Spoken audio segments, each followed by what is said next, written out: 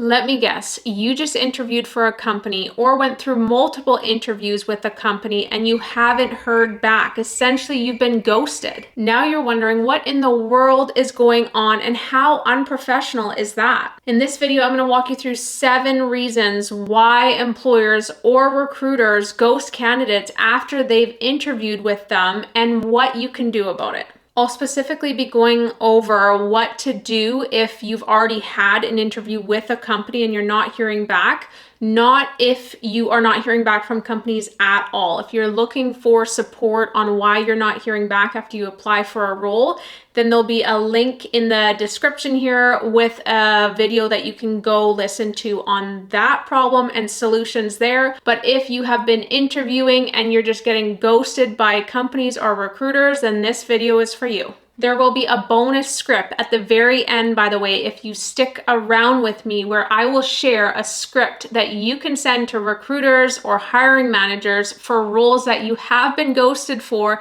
and you still have your hopes on, so that you can send it to them and hopefully get a response. So stick around to the very end and I'll share with you that script. If you're new here, hi, what's up? My name is Courtney, and in this channel, we help people up level in areas of their career, money, and life. So I hope you join the community today by subscribing below. And if you're not new here and you're joining back again, then welcome back. Okay, so I want to preface this video by saying I empathize a lot with candidates that have had their hopes really high by interviewing with a company and preparing, doing all the work that they can to land that next career role, and then have heard nothing but crickets. Especially if you followed up once or twice and you're still getting ghosted. There's really no excuse for this at all, without a doubt, but sometimes there are certain reasons for this ghosting. So let's dive into some of these reasons. The first reason could be due to recruiters being overwhelmed. The truth of the matter is sometimes recruiters have a lot of requisitions that they're working on, a lot of roles to be filled, and especially in certain environments where there are high turnover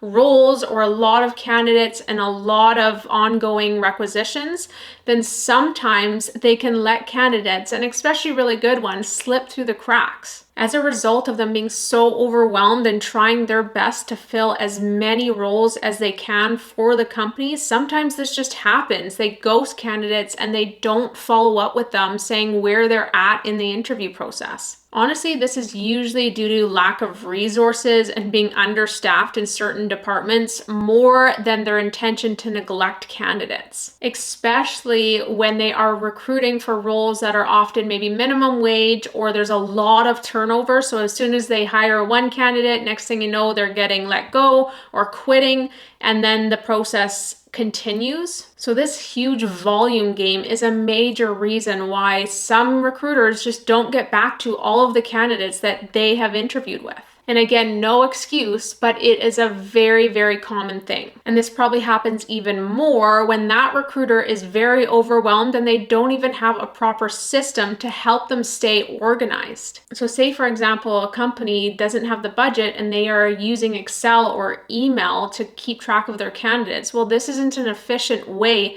to do that, especially in that high volume environment. So again, this could lead to candidates being ghosted. Number 2, they went with an internal candidate. General practice is for a company to often still interview external candidates, even if they have an internal candidate identified, because at the end of the day, they want the best candidate. And if that means interviewing external candidates while they still have an internal candidate identified, then so be it. And then say the interview process moves along, well, maybe they have now realized that that internal candidate is the best person for the role, so they move forward with them. Maybe they know the systems and they know that they're a good fit and they know that they're trainable and coachable already. So the recruiter's shifting their attention now to that internal candidate and onboarding them into this new role can often be a reason why external candidates get left in the dark. Again, it's not right, and they need to make a priority of communicating back with those external candidates that they did meet with.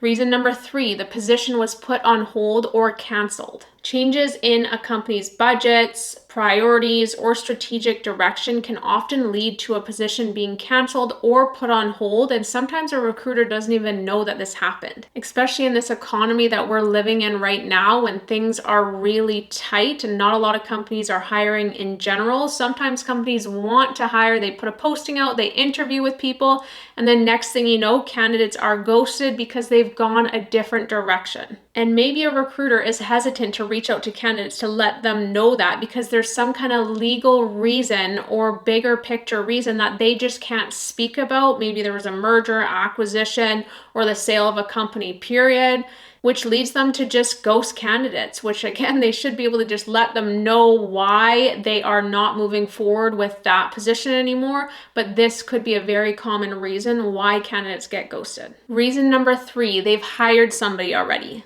So I can speak from experience when I say this. Oftentimes, when you put a posting out and you have a great round of interviews and a great batch of candidates from the very beginning of a posting, and you put them forward and the hiring manager really likes them, then maybe that interview process is cut short because the candidate that they really are looking for has been identified and they've moved forward with them. So ultimately, maybe that exceptional candidate has been identified early in the process and they've moved forward, and then therefore ghosting has happened to the people that they did end up talking to. Unfortunately, again, the ghosting can happen when the recruiter shifts their focus to onboarding that new candidate. Number 5, the position was reclassified.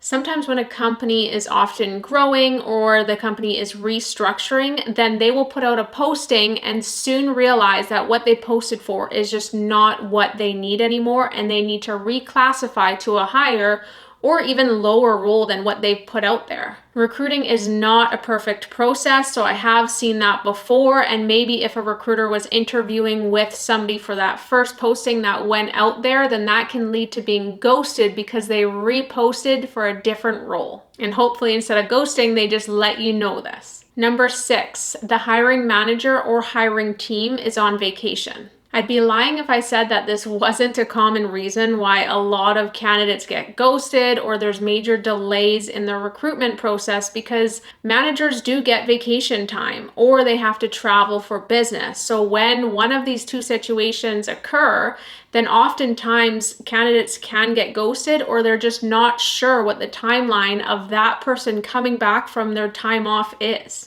Especially if they don't have a designated person to back them up and continue with the recruiting process, then this causes major delays, which should simply be communicated to people. Ultimately, not having a hiring manager backup is just not good for the recruiting process at all. By the way, I wanted to pause right here really quick and ask you, are you looking for your next career role? If so, then click on the link below in the comment section where you can schedule a consultation with somebody on my team, maybe even me, to talk about where you're at and how we can help you land your next great career role. Number 7, the hiring manager can't make a decision or they are not sure what they're looking for anymore. Sometimes hiring managers face a difficult time in making decisions because of conflicting opinions on the hiring team. In fact, I did experience this before in a recruitment process. I knew I was one of the final candidates, but when they were taking a really long time, I had to make a decision and go with a different company. But the manager actually called me and let me know